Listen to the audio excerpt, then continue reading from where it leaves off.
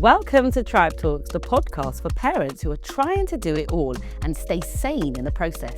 I'm Princess Nyah, your host and founder of Trybe, your personal parenting assistant. Each week we dive into real conversations, parent hacks, and stories that remind you ain't doing this alone. Now let's get into it.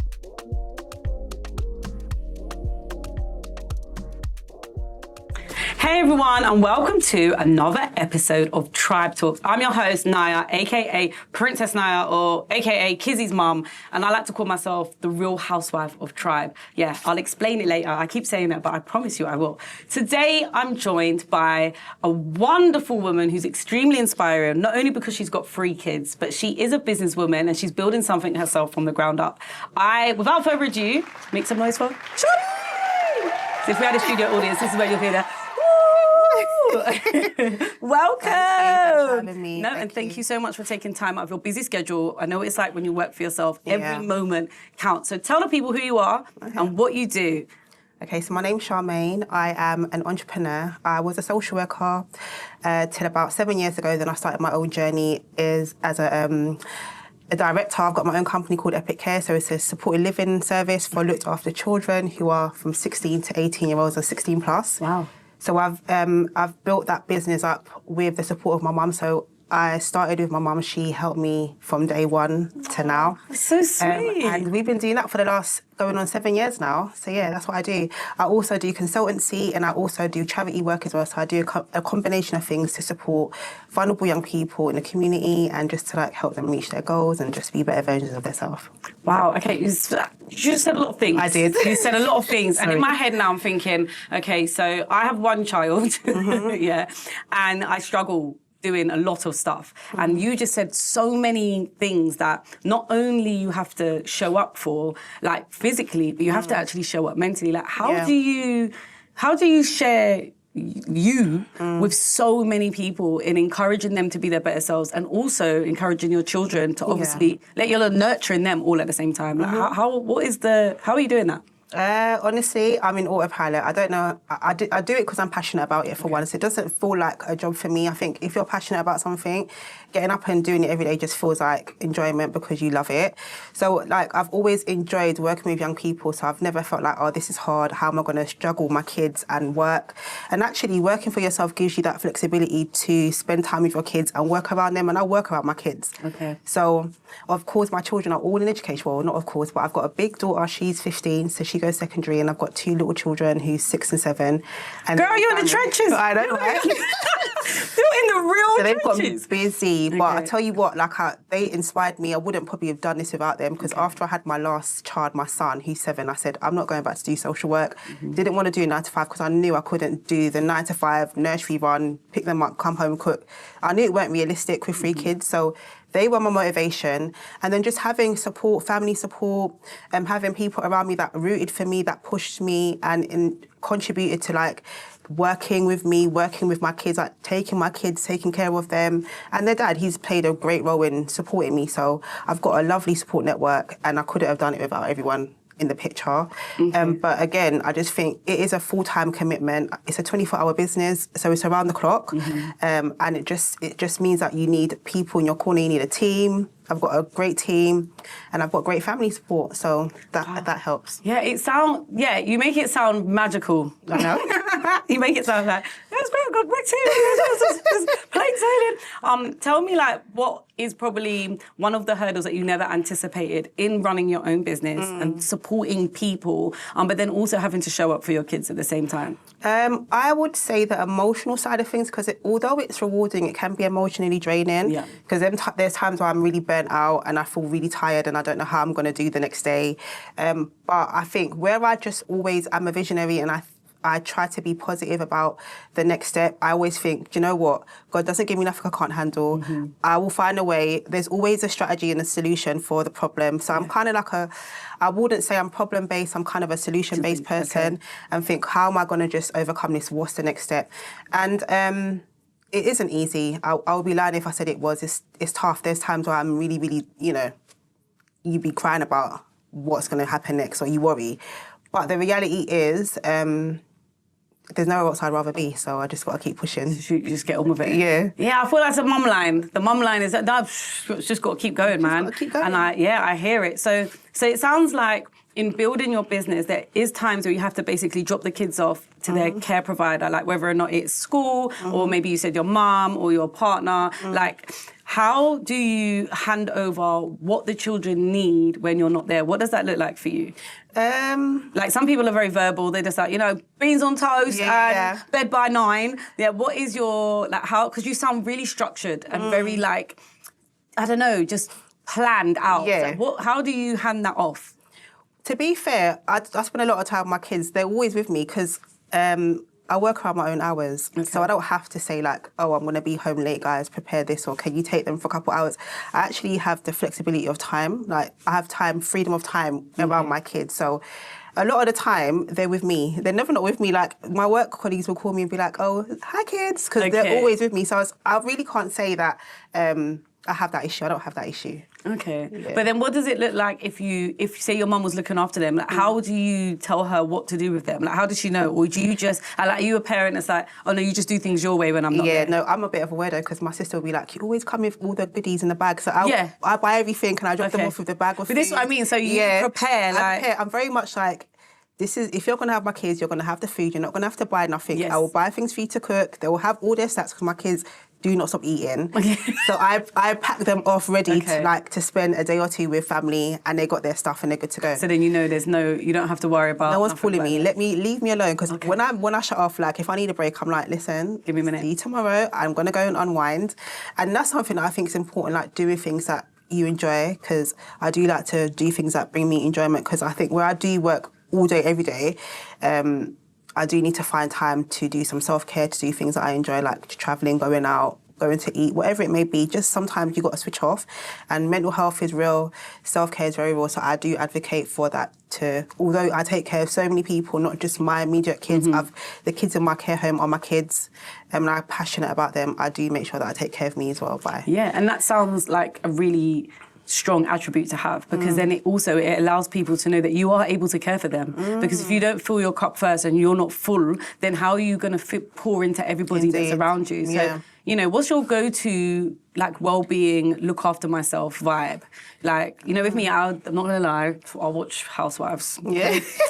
I'll be in my bed. Yeah. I'll be with my bonnet on the headboard, and I'm just watching Housewives. Binging. Yeah, I'm binging. I'm watching them all. Like, it doesn't matter, the black ones, the white ones, Australian, Dubai. The only one that isn't really exciting me at the moment, they've got a London one coming out. I'm like, excuse me, I should have been in that. Yeah. Oh, that's the only one I'm not excited. Yeah, no, it's this Real Housewives of London they're doing. Okay. And I'm not excited about that one. But that's my go-to release of brain. So what is yours? So like I would have said vision boards before, because I used to love like doing vision boards, and that kind of would be my go-to to help me. Like I like to plan and think about the next 6 months to a year. But now I'm in a place like where I'm working on my emotional well-being. I would say podcasts, like that's my thing. Okay. I love listening to like self-care podcasts and motivational podcasts. Like I'll wake up in the morning and play something motivational just to keep the momentum up. Because sometimes, you wake up, it's rough and you're like, oh, can't be asked. Today. Don't want to do school one. Don't want to deal with nobody. And then I'll just listen to something like that will just inspire me. That's my thing. Like I love Diary of a CEO. Okay. I love listening to people like, what's my go-to? I'll just say Diary of a CEO. He's my guy. Do you love Stephen Bartlett, yeah? Is that Diary of a CEO? Yeah, that's him. Stephen. Yeah, Stephen, yeah. Do you know what? I was feeling him. I was feeling his podcast, but then he started doing this mad advert thing. Yeah. I don't know if it's like 10 minutes in where he says, hey guys. Oh yeah, like you need to I need you to subscribe because what we're going to do, we're going to get the greatest guest. And I'm like, shut up, man. He's promo. He has to do promo. And I know you've got to do promo, but listen, every time. You can't even skip that bit. You can't skip that bit. No, he ain't trying to be forgotten about. He wants them subscribers. He's subscribed. I'm like, you've got like 1 million plays. I don't care about the plays, I want the subscribers. Yeah. But no, he's a really good one. He speaks good, to some really dope people as well that come through with some really like mad stories. I think one of my favourites was with him is with Davina McCall. Okay. And she talks about being relentless. And I think like when you're a mum, there is a certain amount of relentlessness that you just get, which you don't even realise that you've got. No. And the relentlessness for me is that you get up every single day. There's never a day off. No like even on your sickest day, you've got kids, which means you're showing up regardless. Yeah, like it's a huge job. It's the biggest job. It really is, and I think that a lot of the time it is downplayed in today's society because, you know, we as women, we fought for this equality in the workplace and in the world, but men weren't fighting to be equal in the house. At all. Exactly. True, So it's like, we fought to be, and they're like, yeah, babes, you could be equal to me in the workplace. Yeah. And then the guy comes home and he's like, where's my dinner? And it's like, but can you not help? He's like, but I didn't want to be equal here. You know, they're like, it's not my portion. It's not my portion, which is like, it's just insane. And it's not all mine, but hey, that's another story, isn't it? Well, yeah. Well, Go on, that's a say whole nother that podcast. A whole other podcast. Excuse me. Hi, everyone. Kizzy, we're recording. So, hi, podcast people. I just had to tell you, I have a free course for kids like me. It's called Money Jazz. And it's so cool because it teaches us how to save, spend, and even invest. I'm basically a mini millionaire in training right now. Kizzy? Parents, you can get it for free. Yep, free. Just click the link in the description. Thank you so much for listening to my very important announcement. Okay, Mum, you can finally have your podcast back now. Thanks, Kizzy. Right, where were we? So if I was to ask you to give yourself advice just before you became a parent, so we're going back a little while because you said your eldest is 15, yeah. Yeah. Big girl. So go back 15 years, you didn't have a child. What advice would you give to yourself when you didn't have children? I would say, like, chase your dreams and always be a leader, not a follower. That's something my mum installed in me, and I'm really, like, I believe in that because I just think if you lead on what you're passionate about, you will always get the result you want. Yeah. And I just think I always say, if you say you can't, you won't, and if you say you can, you will. So that's what I would say to myself before kids, because I think even though I was always ambitious before my kids, they pushed me more than I probably thought I had in me before. Because I would have never positioned myself as a director now or as like someone who's a visionary person now. Didn't see it. Like I just thought I'd have a job, and I just always thought, you know, get a 9 to 5, buy a house, get married. But it never went to that. That plan never it never happened. It never happened like that, no, but it worked out even better than I even envisioned. So I would just say dream big, think big, dream big. Yeah, and I think as well, there's like a massive stigma, especially with women. They get to the stage where they're so busy chasing their career that they're not really thinking to have kids because they think, oh, it's going to stop me, you know, it's going to hold me back. And really and truly, it's like the inspiration that looking at you, because it's like you're looking at yourself, you know, like, you know, when they get to the age when you're like, oh my God, that is me. Like my daughter's so emotional. Like she gets, like you could look at her and like she'll feel something and she could cry. And that was me. Yeah, she'll just start crying. And I was the same. And when I saw it in her, I'm like, yeah, they're actually like mini me's, aren't they? It's like me learning what I went through now as a child. And when I was growing up, I was always told, stop crying, stop crying, stop crying. So that just came to a stage where I just stopped crying. Yeah. Like, there's like big things that have happened in my life and I haven't shed a tear. But now I realise it's because it was basically beaten out of me in my early years. Your childhood, that's crazy. You know what I mean? So now, before I would tell her, don't cry. But now I'm like, cry, baby. Yeah, lay it out. You'll feel better after. You'll feel better after. Indeed. Own the emotion because being attached to your emotion is actually a superpower. It's actually not a negative. It's so funny you say that, sorry, because like, you know, you say your children are just literally like minis and they're just so similar to us in so many ways. Even the things we don't like about them, it's just like, that's me. Yeah.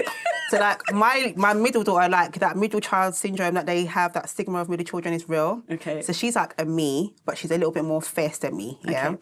And then, but like I was like always reading online, how am I gonna, like, what's the strategy for this? How do I cope? Like I was pulling my hair out, couldn't handle her, yeah? And then I read something that said like, oh, if your child's got a flame, don't try and burn it out of them. Let it stay ignited because they're going to need that flame one day. 100%. And I felt that. And I thought, you know what, it's so true. Everything that all her characteristics that she has, she's going to need it and she's going to be such a great person. So I'm going to leave her. Yeah, and do you know what? And that is so crucial to parenting. And I think that a lot of us are taught in a different way growing up because it's like children should be seen and not heard and be quiet and you're doing the most, you're annoying. Yeah. And it's very much stop. We tell the kids stop all the time when they're bouncing off the walls. And it's like what we don't realise that we're doing is we're just killing them slowly. Their ambition, their excitement, their ideas, their uniqueness because we want a bit of peace. Yeah. And actually, they're not perfect, are they? we're not perfect. We're not perfect, even like when my daughter's on an iPad, like, I'm just like, okay, you're half an hour's up, you've been watching these. She's like obsessed with YouTube shorts. And I'm like, no, you're not allowed to watch that. You can watch it for 10 minutes. And then what she's watching as well, it's like, there's a man building a paper giraffe, or I don't know, a woman on a pogo stick. And she's watching these things and like, she's obsessed. Yeah. And then I realised it's like, I'm like, you're just watching other people do stuff. And then I realised what my thing is, watching housewives, watching other people live their lives. The behaviour is the same, and it's like recognising that and letting them have a little bit without letting them have too much. But obviously, there's no rule book in it.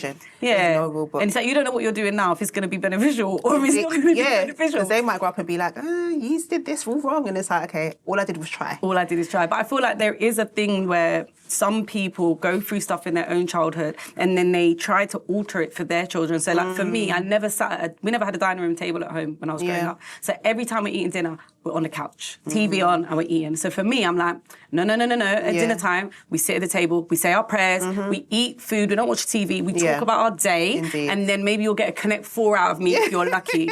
But now I feel like if Kizzy grows up to have children, she'll probably be the child that says, no, come, we're sitting on the couch. Because she's like, Mum, please, come yeah. So she's like, I'm not doing that. I'm not doing that. Yeah, so it's like it's funny how things that I crave for as a child, I give to her, but maybe that's not her craving. No. You know? It's just, she'll have her own style, her little tweak to it. She will. Well, and talking of Kizzy, on the way here, I told her I was doing a podcast and she's so eggs up. She said she wants me to ask all the guests a question. So I'm going to ask you a question from Kizzy. So we'll probably enter her in right now, virtually, digitally. Hi, Kizzy. And her question is, what is your superpower as a parent? Well, I would like to think that I'm easy to talk to. Okay. Or I try to be. That's the goal, is to be easy to talk to, because I think communication is key. And even if I always say to the kids, like, even if you think I don't like the answer, still tell me the truth, because like you will either learn from it or you will grow from it. Yeah. So that's my superpower. Yeah. That's good listening skills. Do you know what? That's a really hard skill that people have in general. I feel like I struggle with my listening. Yeah, it's hard.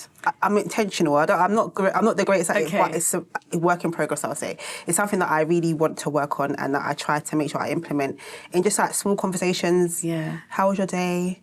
You know, like, was it a good day? Was it a bad day? Talk to me about it, even if it's for 5 minutes, because they say even if you give your kids 20 minutes a day, it's better. It's better than none. Yeah, and I found that when Kizzy was in her earlier years, it got to the stage where she'll come out of school. How was school? Fine. Yeah. Oh, was it good? Great. And then now I realise that I have to ask better questions. Probably. It's not for her not wanting to speak. I'm not asking the right things. I'm like, so who did you play with today? Yeah. So what was the best thing that happened today? Yeah. You know, like trying to get her to be conversational at a time where she's still at school all day. She probably don't even want to talk. Indeed. So it's trying to get into them. It's hard. But it's every day is different, isn't it? Yeah, no, you're right. Every day is new. Very different. But listen, you've been amazing today. Thank you. I'm really inspired by your story. Thank you. I feel like I am drawn to tell you that you have to make sure you take time for yourself. Indeed. I think that supporting so many people could have a toll if you don't implement time for yourself. I agree. You know, and I think as mums, we always sacrifice and do everything for everyone else. Indeed. But what you're doing is beautiful, man. Thank you. Tell everyone where they can find you. Instagram is epic_consultancy_. That's my consultancy page. But yeah, that's where you can find me. Lovely. Thank you so much. Thank you. Peace. Wow, you're still here listening. Well, thank you guys. Thank you for listening to Trybe Talks. And if you enjoyed today's episode, then please share it with another parent who needs their tribe. Make sure you check us out on Instagram, TikTok, and YouTube, all that good stuff. And make sure you get involved and be a part of the conversation. Until next time, and remember, parenting takes a village. And now you've got one.